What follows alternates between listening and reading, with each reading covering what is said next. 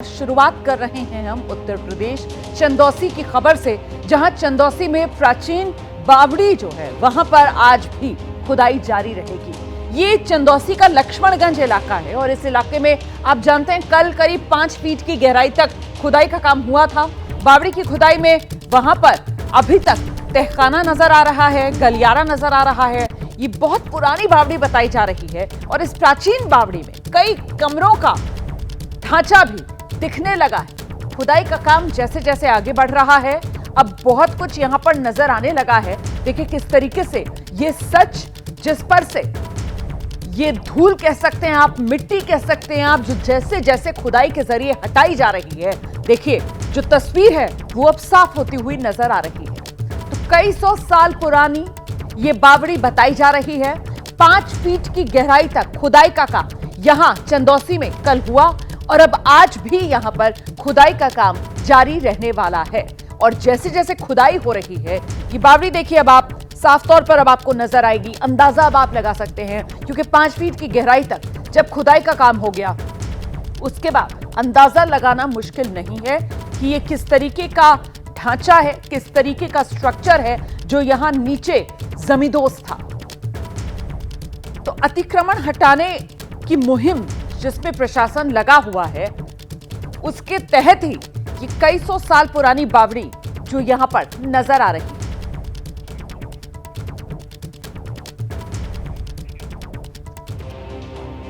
और आइए सीधे आपको लेकर चलेंगे चंदौसी से। हमारे सहयोगी हैं शिवांग, इस वक्त हमारे साथ मौजूद है और जरा जानते हैं शिवांग से कि आज यहां पर खुदाई का काम क्या शुरू हो चुका है या होने वाला है, अभी का अपडेट क्या है शिवांग? जी बिल्कुल, देखिए आज खुदाई का काम शुरू हो चुका है। तस्वीरों में अगर हम लोग दिखाएं आपको तो आप देखिए कि यहाँ पर आज जो यहाँ पर लेबर है वो मतलब सुबह से ही आए हुए हैं। नगर पालिका के जो कर्मी हैं वो भी सुबह से ही आए हुए हैं और सुबह से आज हाथों से, फावड़े से मिट्टी हटाई जा रही है, ताकि जो यहाँ पर बावड़ी का जो पूरा हिस्सा है, जो पूरा गहराई में जो पूरा समा गया था, जिसे कल एक तरह से फिर से यहाँ पर पाया गया है, तो उसकी वजह से सारी मिट्टी को इस तरह से आप तस्वीरों में भी आप देख सकती हैं कि किस तरह से नगर पालिका के कर्मी लगातार हटा रहे हैं। उम्मीद ये की जा रही है कि दोपहर तक ये पूरी मिट्टी यहाँ पर हट जाएगी। फिर उसके बाद जो पूरा 5 फीट का ये जो पूरा इनक्लोजर है, ये पूरा इनक्लोजर दिखने लगेगा। तो ये आप देख सकते हैं कि किस तरह से तसलों के द्वारा, फड़ुए के द्वारा लगातार मिट्टी को हटाने का कार्यक्रम यहाँ पर जारी है। जी बिल्कुल, हाथ से यहाँ पर तो मिट्टी हटानी पड़ेगी, क्योंकि जाहिर सी बात है ये जो तस्वीरें नजर आ रही हैं यहाँ पर, ये बहुत ही संकरा सा एक रास्ता है। तो क्या ये नीचे बावड़ी में उतरने का रास्ता था और यहाँ पर क्या कुछ सीढ़ियां भी हैं जो नजर आने लगी हैं? और प्रशासन की तरफ से क्या अंदाजा लगाया जा रहा है कुल गहराई जो है इस बावड़ी की वो कितनी रही होगी? जी बिल्कुल, देखिए सीढ़ियों की जो बात की जाती है, वहाँ पर हम लोग जरा ये तस्वीर दिखाते हैं। ये वो प्राचीन सीढ़ियाँ हैं। हालांकि ये भी यहाँ पर मिट्टी से मतलब दबी हुई हैं, लेकिन इन्हें भी इसी तरह से ही ये मतलब हाथों के सारे हटाया जाएगा, मशीन का प्रयोग नहीं किया जाएगा ताकि ये टूटे ना। यही चीज़ देखिए यहाँ पर जो अंदाज़ा यहाँ पर प्रशासन ने लगाया है, वो अंदाज़ा ये लगाया है कि ये तकरीबन 12 से 13 फीट गहरी हो सकती है। हालांकि अभी ये सिर्फ और सिर्फ अंदाज़ा है, जब पूरी तरह से खुदाई होगी तब इसकी असल गहराई का पता लगेगा। लेकिन अभी अंदाज़ा आज यही है कि ये 12-13 फीट से लेकर 15 फीट तक गहरी हो सकती है। तो आप भी मतलब लगातार देख सकती हैं कि किस तरह से मिट्टी हटाने का काम लगातार जारी है। और यहाँ पर जेसीबी का प्रयोग इसलिए नहीं किया गया है क्योंकि ये पुरानी इमारत है। प्रशासन का ये कहना था कि अगर जेसीबी का या फिर किसी भी मशीनरी का प्रयोग किया जाएगा तो हो सकता है कि इमारत धंस जाए, इसीलिए हाथों के सहारे ही लगातार मिट्टी को हटाया जा रहा है। हालांकि कल रात में ओस भी पड़ी थी, जिसकी वजह से मिट्टी काफ़ी गीली हो गई है, जिसकी वजह से कई सारी परेशानियों का भी सामना करना पड़ रहा है। लेकिन नगर पालिका के जो कर्मी हैं वो लगातार अपनी जिम्मेदारी निभा रहे हैं, लगातार काम कर रहे हैं और उसकी ये सीधी तस्वीर हम लोग भी लगातार देख रहे हैं। डेडलाइन यही है कि आज दोपहर तक ये सारी मिट्टी हट जाए, जिसके बाद इसकी जो पूरी गहराई है, फिर इसको गहराई से खोदने का सिलसिला शुरू हो जाएगा, जिसके बाद ये जो पूरी बावड़ी का जो पूरा स्ट्रक्चर है उसे लाया जाएगा। तो अब ऐसे में ये पूरी प्लानिंग प्रशासन ने अगले 4-5 दिन की है, जिससे बावड़ी का जो पूरा परिसर है, ये पूरा परिसर आम लोगों के सामने आ पाए। जी। अच्छा, मुझे ये बताइए कि आखिरकार ये जो बावड़ी है, कब से इस पर अतिक्रमण, यहाँ पर कुछ पुराने लोगों से अगर बात हुई हो, कभी उन्होंने इस हिस्से को खुला हुआ देखा या नहीं?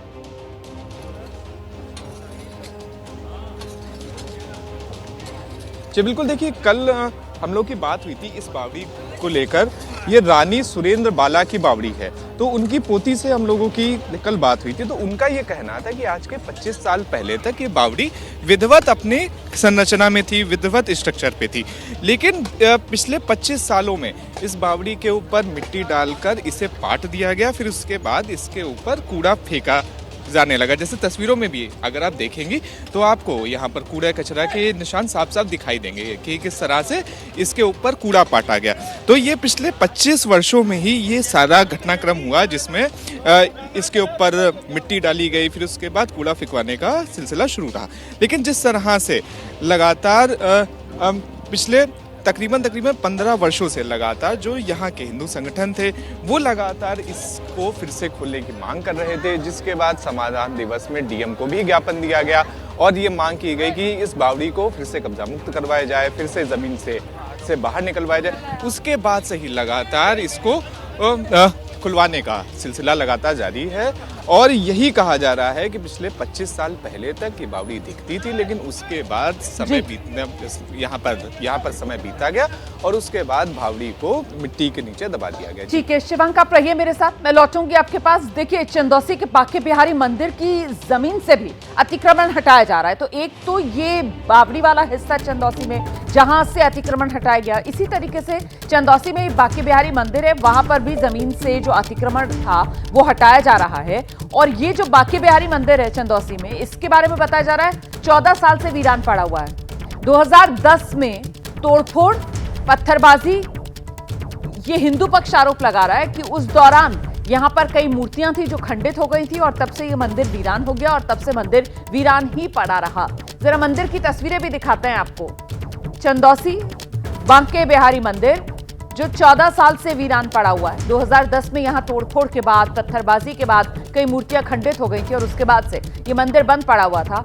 हिंदू पक्ष ये तमाम आरोप लगा रहा है और अब यहां भी बांके बिहारी मंदिर के आसपास भी अतिक्रमण हटा है और मंदिर की ये तस्वीरें सामने आई हैं। दरअसल ये चंदौसी जो है वो भी संभल जिले में ही आती है और ऐसे में संभल में हो रही खुदाई को लेकर समाजवादी पार्टी के जो मुखिया हैं अखिलेश यादव, वो बीजेपी पर तंज कस रहे हैं। अखिलेश यादव ने कहा बीजेपी नेताओं के घरों में खुदाई अगर करवा ली जाए तो वहां भी कुछ ना कुछ तो जरूर निकल आएगा। सुनिए। फिरोजाबाद तो बहुत पुराना शहर है, यहाँ अगर खोद दो तो न जाने क्या मिले। कई ऐसे भाजपा के नेता हैं, उनके घर खुद जाए तो न जाने क्या मिलेगा उसके अंदर। भाजपा के नेताओं के भी घर खुद जाएं तो न जाने क्या मिलेगा उसके अंदर। हमारा आपका घर खुद जाए, पता नहीं क्या मिलेगा। ये धरती कब से है? मान लो हम भगवान श्री कृष्ण जी को याद कर रहे हैं तो 5000 साल हुए भी, 5000 साल ही हुए क्या स्वामी जी? कितने साल हो गए? 5000 साल की तो हम इतिहास जानते हैं। ये धरती 1 लाख साल से और मनुष्य कब से आ रहे, कब से जा रहे हैं। तो कहीं खोद दो कि क्या ना मिल जाए वहां पर।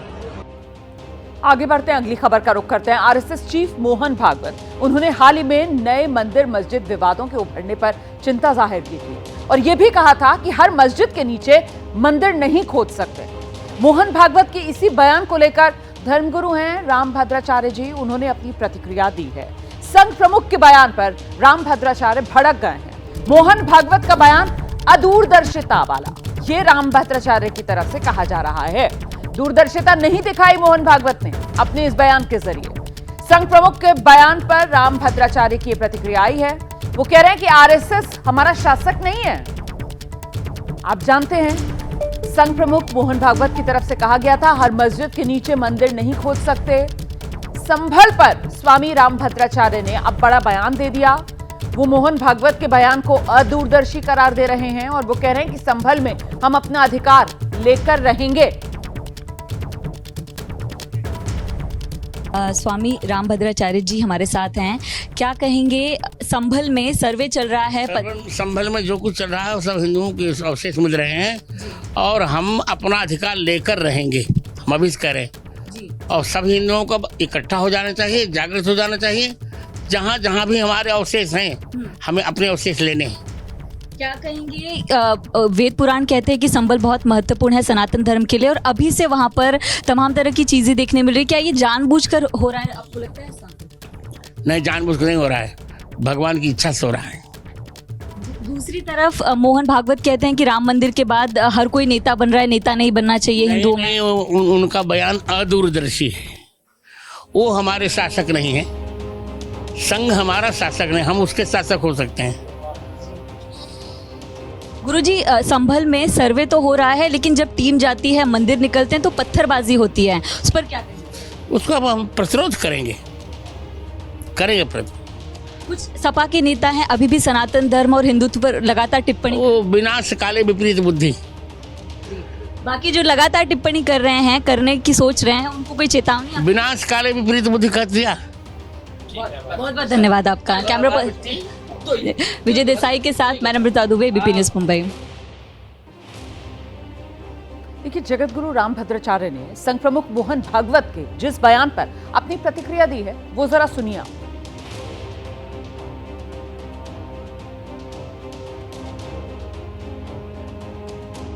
जीवन जर ही हार्मनी जर जगाला पाहिजे असेल तर आपल्या देशात याचं मॉडेल उभं करायचं म्हणजे ही हार्मनी आपल्या देशात असली पाहिजे। श्रद्धेचा आदर त्यामुळे राम मंदिर झालं पाहिजे, ते होत आहे। हिंदूंची श्रद्धा असताना हिंदूंना वाटतं,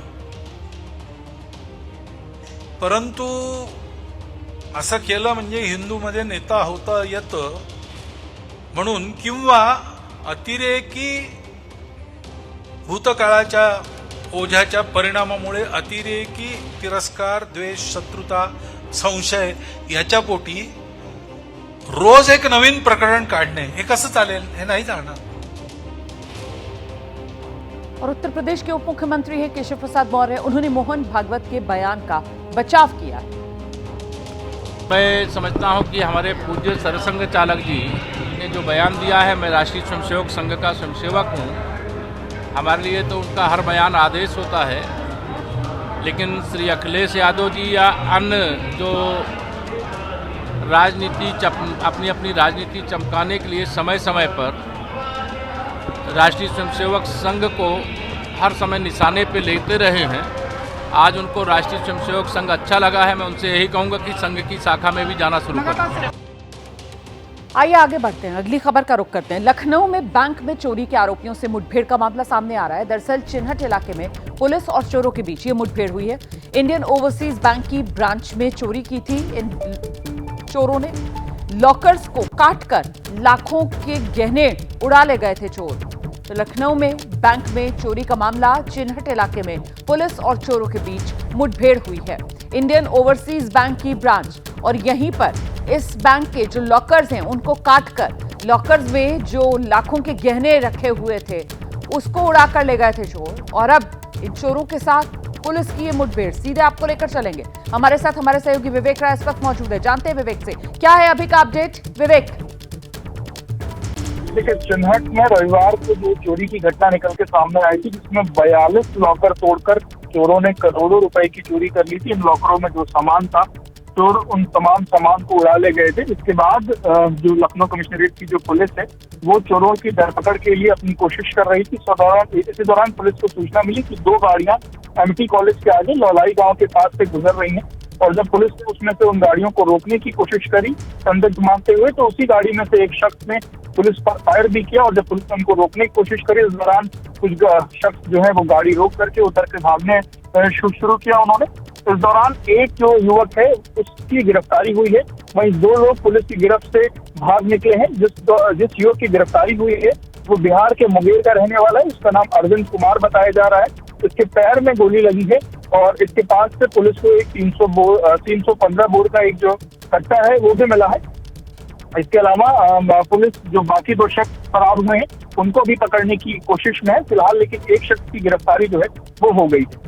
और बहुत शुक्रिया आपका इस तमाम जानकारी के लिए विवेक। तो विवेक बता रहे हैं किस तरीके से 2 लोग तो भागने में कामयाब हो गए, लेकिन एक को गिरफ्तार कर लिया है पुलिस ने। उसके पैर में गोली लगी मुठभेड़ के दौरान और फिलहाल पुलिस बाकियों की तलाश में जुटी हुई है। तो इंडियन ओवरसीज बैंक की ब्रांच, जिसमें रविवार को लॉकर्स काटकर लाखों के गहने उड़ाने में चोर कामयाब हुए थे, इसी मामले में पुलिस की तफ्तीश लगातार जारी थी। पुलिस को सूचना मिली कि कुछ संदिग्ध लोग जो गाड़ी में बैठकर जा रहे हैं, और जैसे ही पुलिस ने उन्हें रोकने की कोशिश की, पुलिस के साथ ये मुठभेड़, जिसके तहत पुलिस ने एक व्यक्ति को तो गिरफ्तार कर लिया है। बाकियों की तलाश लगातार जारी है।